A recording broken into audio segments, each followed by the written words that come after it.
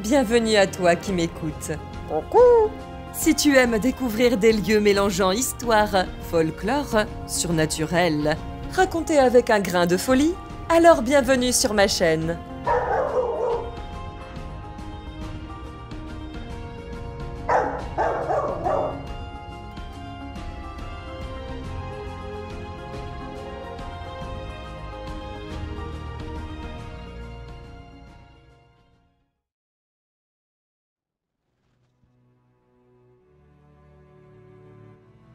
Nous voici au Moulin du Chaos. Quel nom sympathique pour commencer une promenade, n'est-ce pas? Ah oui. Et encore, t'as pas vu la suite. De ce que j'ai pu lire, le moulin garde l'entrée de la forêt de Huelgoat. Il a été construit en 1339 et servait à moudre le grain. Et le Moulin du Chaos. Quel nom étrange, tu ne trouves pas? Si je te parle de Gargantua, ça te dit quelque chose?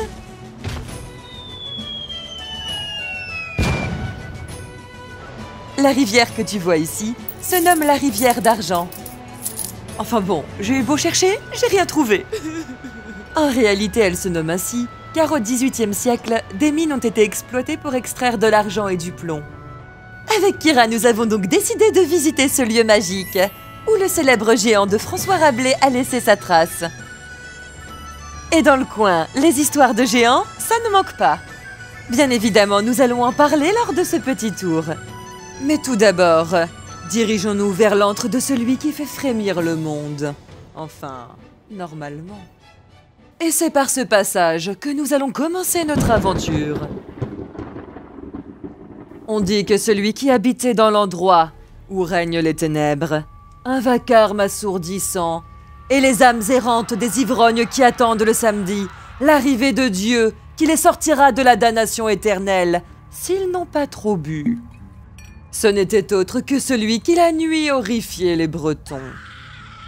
Si par malheur tu entends un vieux chariot aux essieux grinçants et des petites clochettes, alors c'est que ta mort est proche. Tu l'auras peut-être compris, je parle du maître de l'au-delà, l'Ankou. Il est dépeint comme un squelette, parfois drapé d'un linceul, tenant sa grande faux. C'est d'ailleurs à cause de son outil qu'il ne pouvait manier convenablement dans sa grotte qu'il décida de déménager sur les hauteurs des monts d'Arrée. Et par la même occasion, il laissa sa place à son vieil ami, le diable. Entre potes, faut bien se partager les bons plans. Waouh. Tu as vu cet arbre comme il est imposant? Et tout torsadé, comme s'il était ancré sur un vortex qui lui conférait une force extraordinaire. Et avec les cœurs que les gens ont dessinés sur la mousse, ça rend cet endroit encore plus féerique. Peut-être est-ce un lieu servant de protection avant d'affronter le nouveau résident de la grotte? En tout cas, Kira n'a pas peur, lui, il fonce. C'est un vrai guerrier, mon Kira. Ah oui. Et nous y voilà. Et d'autres Ents sont là pour veiller sur nous les touristes, visiblement. Il ne manquerait plus que la voix d'un enchanteur pour nous prévenir d'un danger. C'est dans les profondeurs de cette forêt enchantée que nous allons nous plonger. Attention à toi, voyageur, car ici, tout peut arriver. Ne te laisse pas submerger par tes peurs. Elles pourraient te faire succomber. Eh bien, nous voilà prévenus. C'était peut-être Merlin l'Enchanteur. Son tombeau est à Brocéliande. Enfin, son tombeau. Il fut changé en pierre par sa bien-aimée, la fée Viviane. Mais il paraît qu'il ne serait pas mort. Avant de continuer avec l'histoire de ce grand magicien des légendes arthuriennes, allons d'abord rendre visite à celui qui règne sur l'enfer.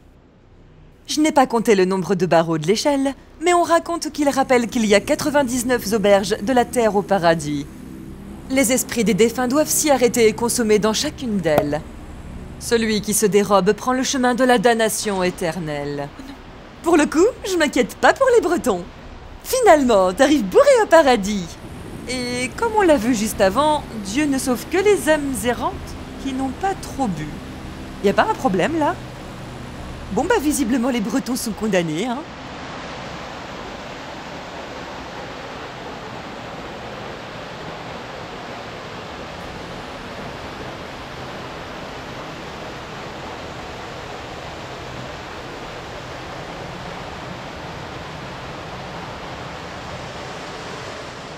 Si tu te sens observé, c'est tout à fait normal.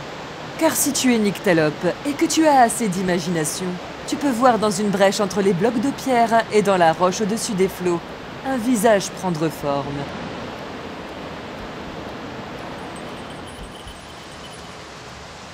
Il y a eu un bruit là. Oh, à force de raconter toutes ces histoires, je commence à me faire flipper toute seule. Bon, allez, c'est bon, j'ai passé assez de temps ici. Puis Kira doit être impatiente de me retrouver. Oh, je déteste ce genre d'échelle. Oui, ça va mieux. Oh, si tu savais à quel point j'arrive à me faire peur toute seule, c'est vraiment du grand n'importe quoi. Heureusement que t'es là. Bon, on continue ?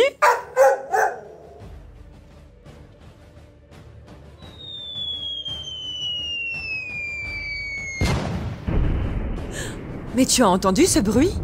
Il paraît que c'est le bruit qu'ont fait les rochers lancés par Gargantua avant de s'écraser sur les villageois de Huelgoat.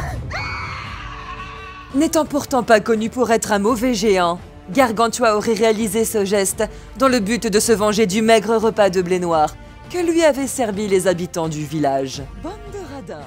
En même temps, j'aurais fait la même. On ne plaisante pas avec les proportions. Et visiblement, ce n'est pas le seul géant dans ce coin. On parle aussi d'Ogbra, nommé le géant des montagnes. Son nom signifie le grand bossu. Il serait un géant bienveillant, un colosse au cœur tendre.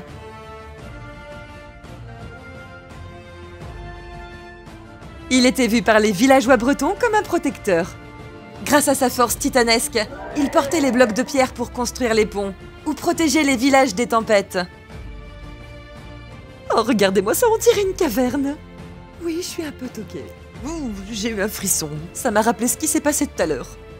Pour continuer sur les géants, j'imagine que les Bretons connaissent également le géant Gaur, ou Géor.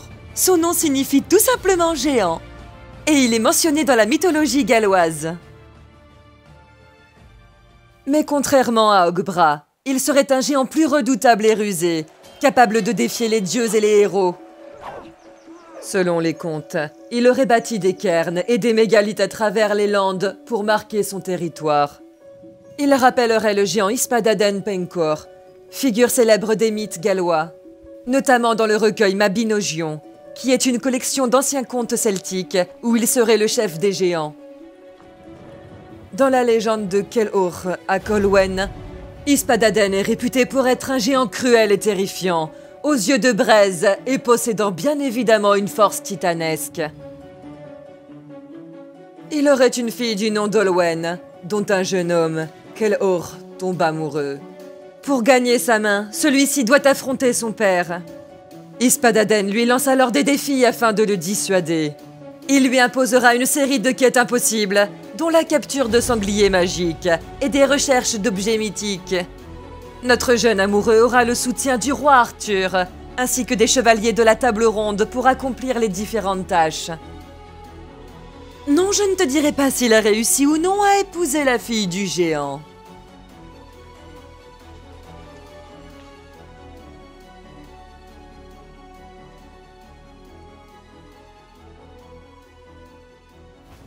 J'adore, j'ai l'impression de découvrir un passage secret.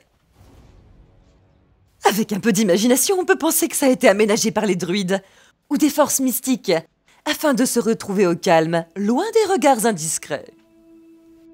Et avec tous les trous qu'il y a, si ça se trouve, c'est nous qui allons retrouver des objets mythiques.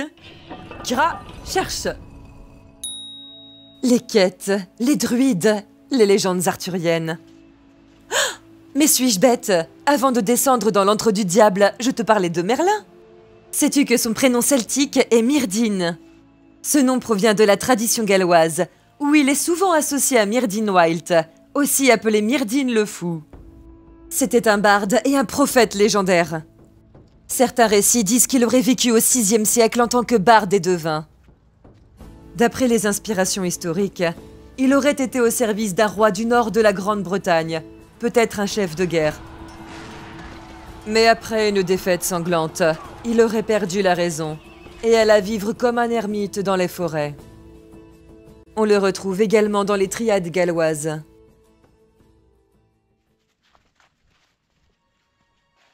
Nous arrivons maintenant à une autre étape de notre parcours.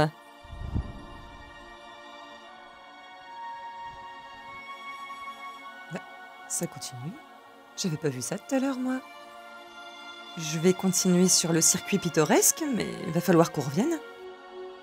Et puis en même temps, la forêt de Vielgoat, je m'attendais à quoi, moi? Un petit parcours? Je trouvais ça bizarre que des gens aient pu se perdre sur ce circuit, mais maintenant je comprends mieux. La légende raconte qu'ils sont encore en train d'errer dans la forêt. Je plaisante. Ils se sont retrouvés dans une propriété privée avant de retrouver leur chemin.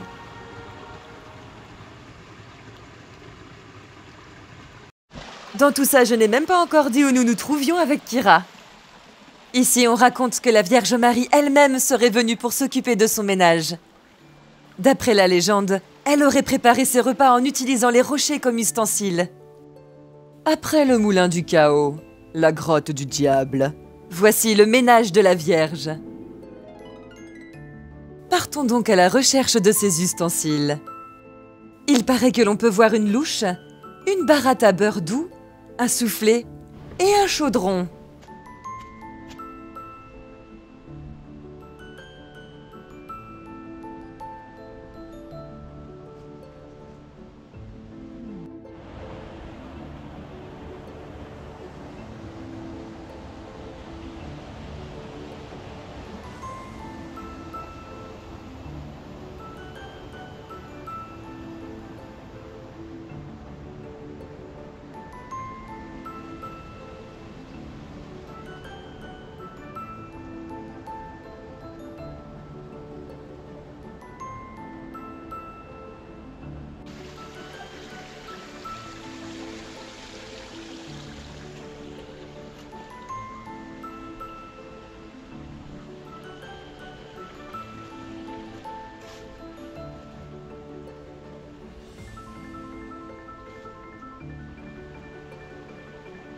Kira!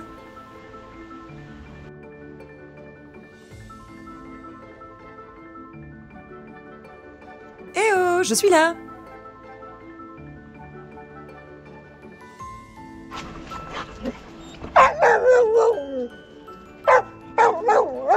Mais non, j'allais pas t'abandonner, ça va pas la tête. Il est dit que le lieu du ménage de la Vierge est un symbole de pureté et de protection. Mais que vois-je? Serait-ce ce que j'imagine? Oh oui, c'est bien une crêperie, mais elle est fermée. En tel cas, nul lieu de halte. Hâtons-nous vers la prochaine estape, là où il est loisible d'éprouver sa force et sa volonté pour lever l'un des rochers que notre cher Gargantua jeta d'une main ferme. Gwelest et Armening à Zepel, Seti Arpez à Cavan d'Alavarette. Il ne demeure fort à trouver le point d'appui pour faire trembler ce petit être roc de 137 tonnes. Kira, compagnon loyal, es-tu preste? Nul paour rend son œil. Ha ha, je savois que je pouvois en lui fiance maître.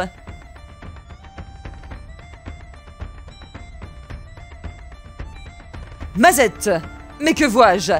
Notre chère auberge qui n'avait nulle honte de nous fermer ses portes? Est-ce que tu penses à ce que je pense? Moi je te le dis, elles ne vont pas rester longtemps fermées.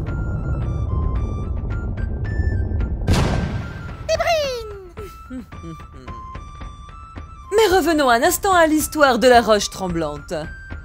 Il est raconté qu'elle aurait été placée ici par les fées ou les esprits de la forêt pour protéger leurs secrets.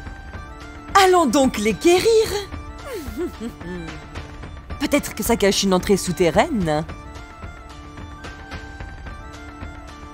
En tout cas, ce n'est pas ici que je mettrai mes doigts.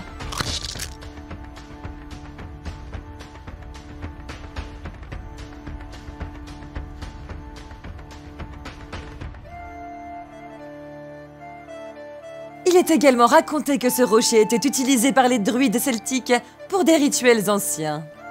Et ils avaient un rôle primordial dans la société celte. En plus de leur fonction sacerdotale, ils incarnaient la sagesse, la philosophie et le rôle de conseiller, tout en étant les gardiens du savoir. Ils possédaient des connaissances approfondies en astronomie, en médecine, en sciences naturelles et botaniques, ce qui leur donnait un statut de guérisseur respecté. Et tout ce savoir se transmettait de manière orale. Les histoires, les légendes, les lois étaient ainsi enseignées à travers des récits et des poèmes. Oil, j'ai esté clémente en ce point. Je n'ai point basculé le roc et laissé la crêperie saine et sœur. Pour or. Bon, là je me suis écartée du circuit pittoresque que je devais emprunter. Mais j'étais curieuse de voir comment c'était en haut.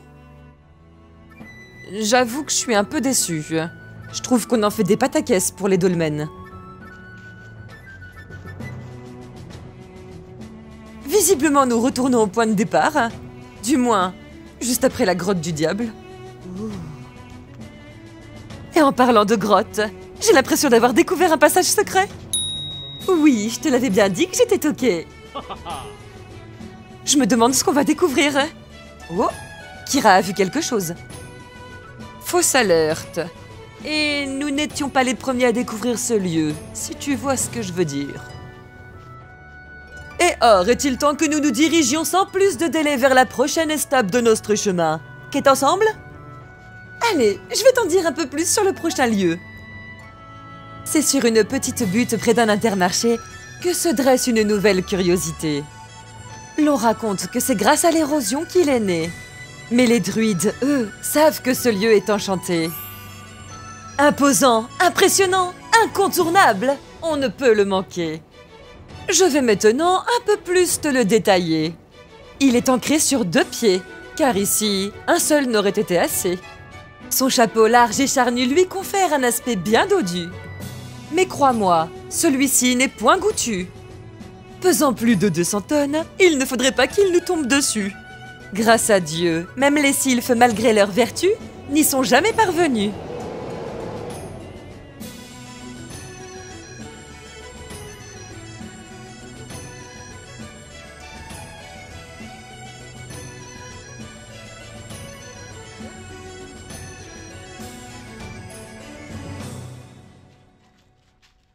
Il existe une nouvelle légende concernant cet endroit. Il est dit qu'il est habité par des créatures malicieuses, aimant s'amuser avec les humains. Si tu ne retrouves plus un objet, c'est peut-être parce qu'ils te l'ont volé. Ou pire, ils peuvent les remplacer par des répliques ensorcelées.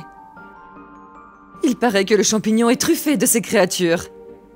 Ces êtres aiment prendre des formes différentes pour nous tromper, ou bien se rendre invisibles afin que nous ne puissions les voir. Quoi qu'il en soit, il est important de rester vigilant et surtout de ne pas les provoquer ou les mettre en colère.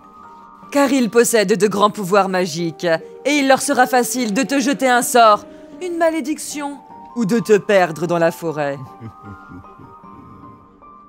Et si une nuit de pleine lune tu les vois dansant en cercle, sache qu'il peut être dangereux de rentrer dans leur ronde.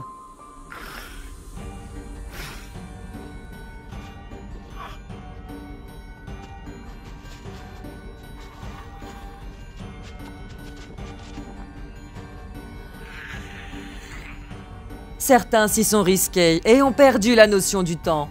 Ou pire, sont restés coincés dans leur monde.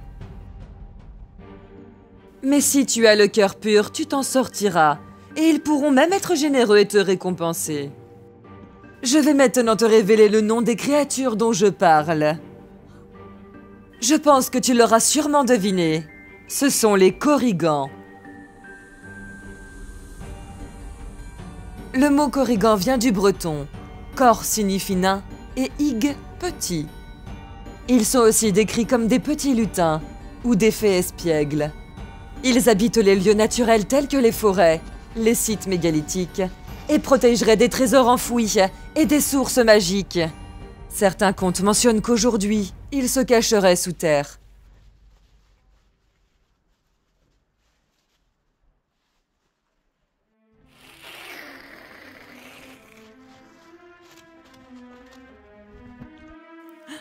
J'ai entendu quelque chose là. C'est parti là-bas. C'est pas Kira. Ça doit être un écureuil ou un oiseau. C'est bizarre. Oh, j'ai un frisson là. Bon, je pensais te rester assez longtemps ici. Cet endroit est clairement enchanté. En tout cas, ce n'est pas ici que je viendrai me balader le soir. Et encore moins une nuit de pleine lune. À moins d'avoir envie de se faire très peur.